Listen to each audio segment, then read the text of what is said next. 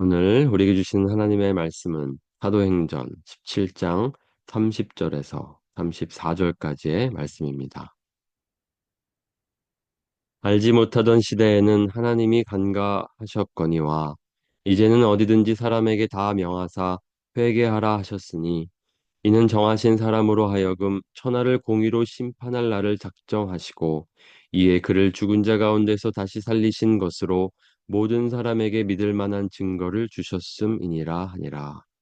그들이 죽은 자의 부활을 듣고 어떤 사람은 조롱도 하고 어떤 사람은 이 일에 대하여 내 말을 다시 듣겠다 하니 이에 바울이 그들 가운데서 떠나매 몇 사람이 그를 가까이 하여 믿으니 그 중에는 아레오바고 관리 디오누시오와 다말이라 하는 여자와 또 다른 사람들도 있었더라. 아멘. 오늘은 성령 강림 후 27째 주 금요일입니다. 바울은 지금 아덴이라는 곳에 아레오바고 광장에서 당시 다른 신을 따르고 있는 사람들에게 복음을 전하고 있습니다.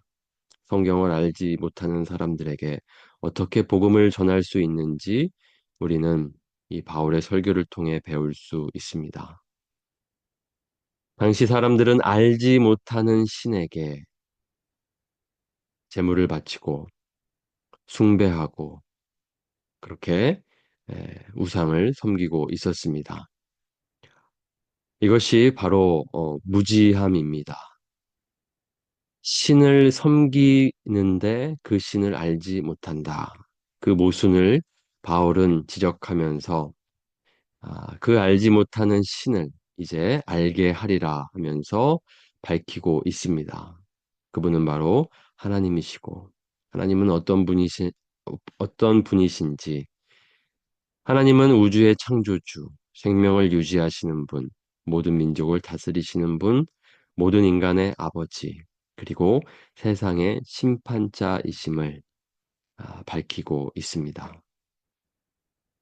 오늘은 세상의 심판자이신 하나님에 대해서 바울이 말하고 있습니다. 알지 못하던 시대에는 하나님이 간과하셨거니와 이제는 어디든지 사람에게 다 명하사 회개하라 하셨으니 이는 정하신 사람으로 하여금 천하를 공의로 심판할 날을 작정하시고 하나님은 바로 의로우신 분이십니다. 정의롭고 공의로우신 분이십니다. 그래서 죄에 대하여 하나님께서는 반드시 심판하십니다. 죄를 다스리십니다. 그런데 여기 알지 못하던 시대에는 하나님이 간과하셨거니와 이 말은 마치 하나님이 그동안 죄를 눈감아 주셨다는 것처럼 들립니다.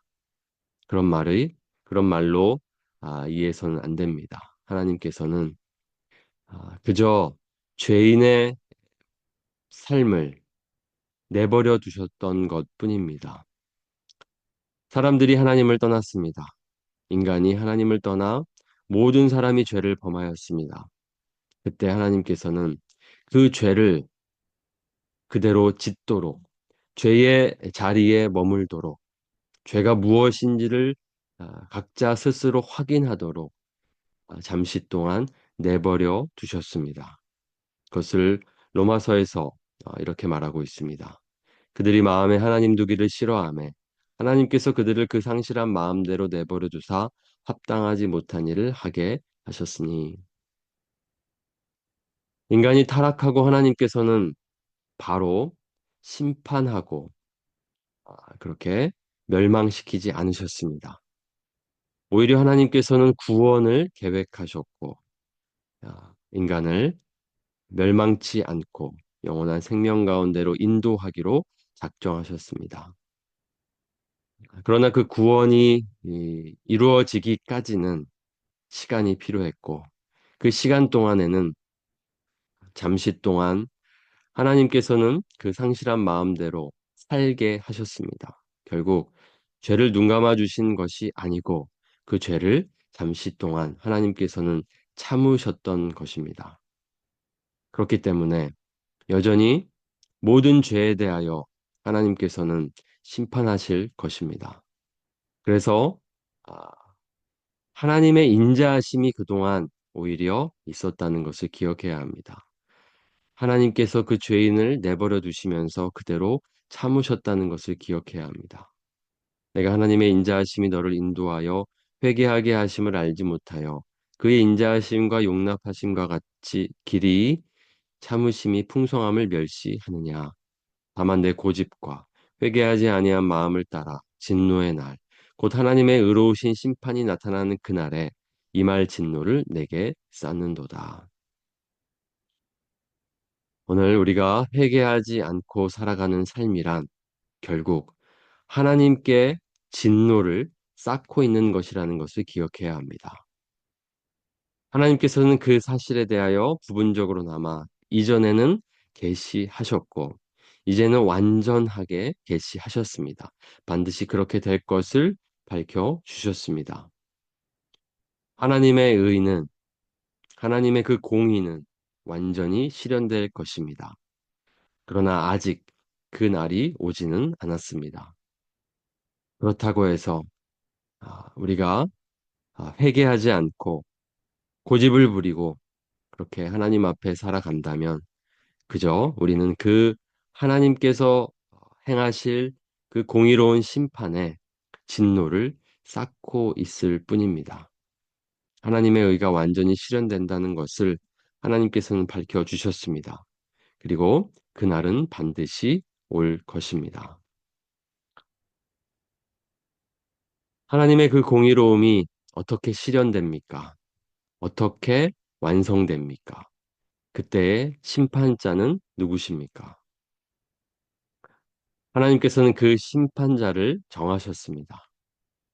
이는 정하신 사람으로 하여금 천하를 공의로 심판할 날을 작정하시고 그 날도 정하셨고 그리고 심판자도 정하셨습니다.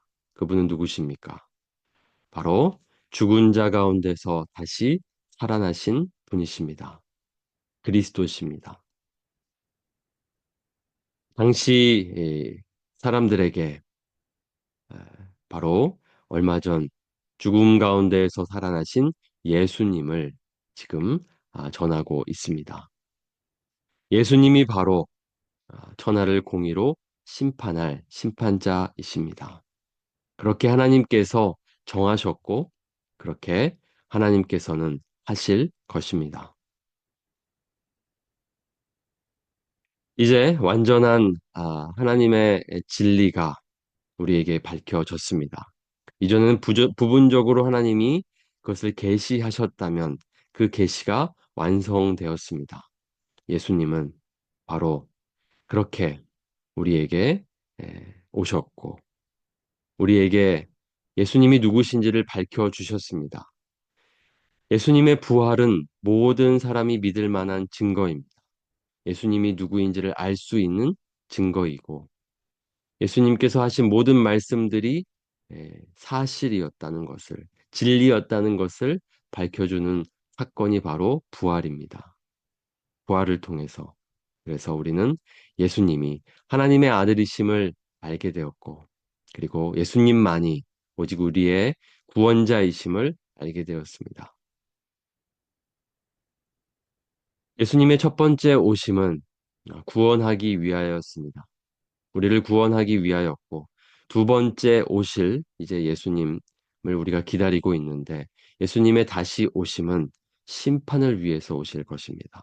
우리는 그 오심의 목적이 무엇인지를 알아야 합니다. 우리는 바로 그 첫 번째 오심과 두 번째 오실, 그 오심 사이에 살고 있습니다. 우리에게 필요한 것은 무엇입니까? 그것은 바로 회개이며, 그리고 믿음입니다. 오늘 이 말을 듣고 사람들의 두 가지 반응을 볼 수 있습니다. 어떤 이들은 조롱하고 믿지 않았습니다. 그리고 어떤 이들은 그 말을 믿고 믿었습니다. 오늘 우리에게 복음 앞에서 해야 할 일이 있다면 그것은 바로 하나님께 대한 회개와 예수님께 대한 믿음입니다. 바울은 늘 언제나 복음을 전하고 이렇게 말했습니다. 하나님께 회개하십시오. 그리고 예수님을 믿으십시오. 그것이 언제나 전했던 바울의 복음의 핵심이었습니다. 그래서 자신이 전했던 자신의 증언이 무엇인지를 이렇게 요약하고 있습니다. 유대인과 헬라인들에게 하나님께 대한 회개와 우리 주 예수 그리스도께 대한 믿음을 증언한 것이라. 지금 아덴에서도 지금 바울은 같은 아, 일을 하고 있습니다. 사람들에게 하나님께 돌아오라고 그리고 예수님을 믿고 따르라고 말하고 있습니다. 그것이 바로 복음 앞에서 우리가 해야 할 일입니다.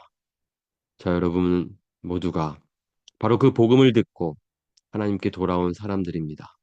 그리고 예수님을 따르기로 한 사람들입니다. 그렇다면 우리가 그 복음을 다시 한번 기억하고 우리가 살아야 할 마땅한 삶을 살아갑시다. 다른 길로 가지 맙시다. 하나님과 함께 살아갑시다. 그것만이 참 생명의 삶임을 기억하고 그 생명의 삶을 누립시다. 그리고 우리의 생명 대신, 진리 대신, 길이 되시는 예수님만 따라갑시다.